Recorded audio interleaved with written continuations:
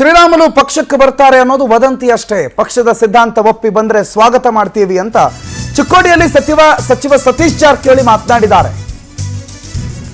ಶ್ರೀರಾಮುಲು ಕಾಂಗ್ರೆಸ್ ಸೇರ್ಪಡೆಯ ಗುಮಾನಿಗಳಿಗಾಗಲೇ ಬಹಳ ದೊಡ್ಡ ಮಟ್ಟದಲ್ಲಿ ಸದ್ದಾಗ್ತಾ ಇರೋ ಹಿನ್ನೆಲೆಯಲ್ಲಿ ಅವರ ಪಕ್ಷದ ಸೇರ್ಪಡೆ ಕೇವಲ ವದಂತಿ ಅಷ್ಟೇ. ಪಕ್ಷದ ಸಿದ್ಧಾಂತ ಒಪ್ಪಿ ಬರ್ತೀರಿ ಅಂತಂದ್ರೆ ಬರಲಿ, ಸ್ವಾಗತ ಮಾಡ್ತೀವಿ ಅಂತ ಮಾತನಾಡಿದ್ದಾರೆ ಸಚಿವ ಸತೀಶ್ ಜಾರಕಿಹೊಳಿ. ಶ್ರೀರಾಮುಲು ಪಕ್ಷಕ್ಕೆ ಬರೋದಕ್ಕೆ ನನ್ನದೇನು ವಿರೋಧ ಇಲ್ಲ, ವಿರೋಧದ ಬಗ್ಗೆ ಮಾತಾಡಿದ್ರೆ ಹೈಕಮಾಂಡ್ ನೋಟಿಸ್ ಕೊಡುತ್ತೆ, ಆಗ ನಾನು ಉತ್ತರ ಕೊಡಬೇಕಾಗತ್ತೆ ಅಂತ ಸತೀಶ್ ಜಾರಕಿಹೊಳಿ ಮಾತನಾಡಿದ್ದಾರೆ. ಇಲ್ಲ, ನಮ್ಗೆ ಯಾವುದೇ ಮಾಹಿತಿ ಇಲ್ಲ. ಸೊ ಅದ್ರ ಬಗ್ಗೆ ನಿನ್ನೆ ಕೂಡ ಹೇಳಿದ್ವಿ, ಅದ್ರ ಬಗ್ಗೆ ನಮ್ಗೆ ಯಾವುದೇ ಗಮನಕ್ಕೆ ಡಿಕೆಶಿ ಅವರು ಸಂಪರ್ಕ ಮಾಡ್ತಾ ಇದ್ದಾರೆ. ಅವರು ಸತತವಾಗಿ ಶ್ರೀರಾಮುಲು ಅವರು ಡಿಕೆಶಿ ಅವರು ಅದೇ ಅವ್ನು ಮಾಡಿದ್ರೆ ನನಗೆ ಗೊತ್ತಿಲ್ಲ, ಅದೇ ಹೇಳಿದಲ್ಲ, ಅದು ನಡೆದ್ರೆ ನನಗೆ ಗೊತ್ತಿಲ್ಲ. ನಮ್ಮ ವ್ಯಾಪ್ತಿಯಲ್ಲಿ ಯಾವುದೇ ಚರ್ಚೆ ಆಗಲಿ ಅದ್ರ ಬಗ್ಗೆ ಮಾಹಿತಿ ಇಲ್ಲ. ನೋಡಿ, ಬೆಂಗಳೂರು ಹೋದ್ಮಾಗ ಅದ್ರ ಬಗ್ಗೆ ಮಾಹಿತಿ ಪಡಿತೀವಿ. ನಂತರ ಬೇಕಾದ್ರೆ ಅದ್ರ ಬಗ್ಗೆ ಹೆಚ್ಚಿಗೆ ಹೇಳುವಂಥ ಪ್ರಯತ್ನ ಮಾಡ್ತೀವಿ. ಇಲ್ಲ, ನಮ್ಗೆ ಯಾವುದೇ ಮಾಹಿತಿ ಇಲ್ಲ. ನಾನು ಸಿಎಂ ಆಗ್ತೀನಿ ಅಂತ ಹೇಳಿಲ್ಲ, ನಾನು ಸಿಎಂ ಅಭ್ಯರ್ಥಿ ಅಂತ ಹೇಳಿದ್ದೀನಿ ಅಂತ ಚಿಕ್ಕೋಡಿಯಲ್ಲಿ ಸಚಿವ ಸತೀಶ್ ಜಾರಕಿಹೊಳಿ ಮಾತನಾಡಿದ್ದಾರೆ. 2028ಕ್ಕೆ ಸಿಎಂ 28ಕ್ಕೆ ಸಿಎಂ ಅನ್ನುವಂಥ ಮಾತನ್ನ ಪದೇ ಪದೇ ಮಾತನಾಡುವ ಸಚಿವ ಸತೀಶ್ ಜಾರಕಿಹೊಳಿ, ನಾನು ಸಿಎಂ ಆಗ್ತೀನಿ ಅಂತೇನು ಹೇಳಿಲ್ಲ, ನಾನು ಸಿಎಂ ಅಭ್ಯರ್ಥಿ, 2028ಕ್ಕೆ ನಾನು ಅಭ್ಯರ್ಥಿ, ನನ್ನ ಹಕ್ಕು ಚಲಾವಣೆ ಮಾಡ್ತೀನಿ ಅಂತ ಹೇಳಿದ್ದೀನಿ ಅಂತ ಚಿಕ್ಕೋಡಿಯಲ್ಲಿ ಮತ್ತೆ ಪುನರುಚ್ಚಾರ ಮಾಡಿದ್ದಾರೆ. ಸಿಎಂ ಮಾಡೋದು ಬಿಡೋದು ಅದು ಹೈಕಮಾಂಡ್ ಬಿಟ್ಟು ವಿಚಾರ. ಸರ್ಕಾರವನ್ನು ಅಧಿಕಾರಕ್ಕೆ ತರೋದಕ್ಕೆ ಎಲ್ಲರ ಪಾತ್ರನೂ ಇದೆ, ಅದರಲ್ಲೂ ನಾನು ಭಾಗಿದಾರ. ಡಿಕೆಶಿ ಮತ್ತು ನನ್ನ ನಡುವೆ ಯಾವುದೇ ಮುನಿಸಿಲ್ಲ, ಎಲ್ಲರೂ ಸೇರಿ ಬೆಳಗಾವಿ ಸಮಾವೇಶವನ್ನು ಯಶಸ್ವಿ ಮಾಡಿದ್ದೀವಿ, ನಾವು ಒಗ್ಗಟ್ಟಾಗೆ ಇದ್ದೀವಿ ಅಂತ ಸತೀಶ್ ಜಾರಕಿಹೊಳಿ ಮಾತಾಡಿದ್ದಾರೆ. ಸಿಎಂ ಕ್ಲೇಮ್ ಮಾಡೋದು ಎಲ್ಲರ ಜವಾಬ್ದಾರಿ. ನಾವು ಕ್ಲೇಮ್ ಮಾಡ್ತೀವಿ ಅಂತೇಳಿ ಅಭ್ಯರ್ಥಿ ಅಂತ ಹೇಳಿದ್ವಿ, ಸಿಎಂ ಆಗ್ತೀವಿ ಅಂತ ಹೇಳಿಲ್ಲ.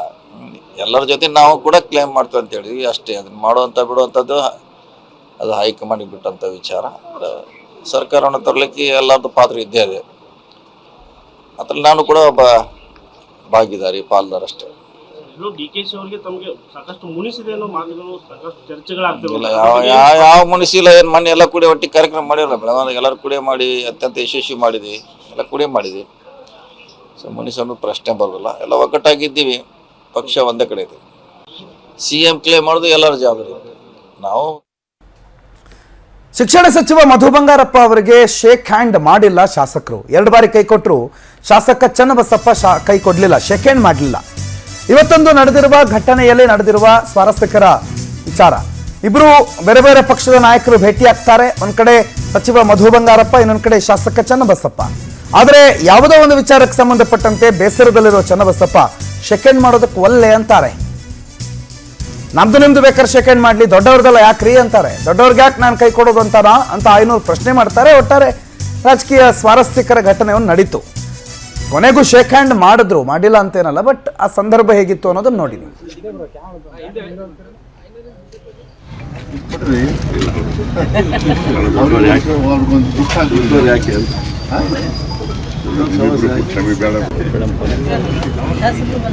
ಅಧ್ಯಕ್ಷರ ಆಯ್ತಾ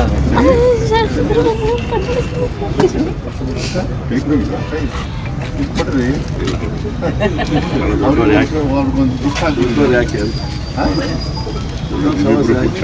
ಅದಕ್ಕೆ ನಮ್ದು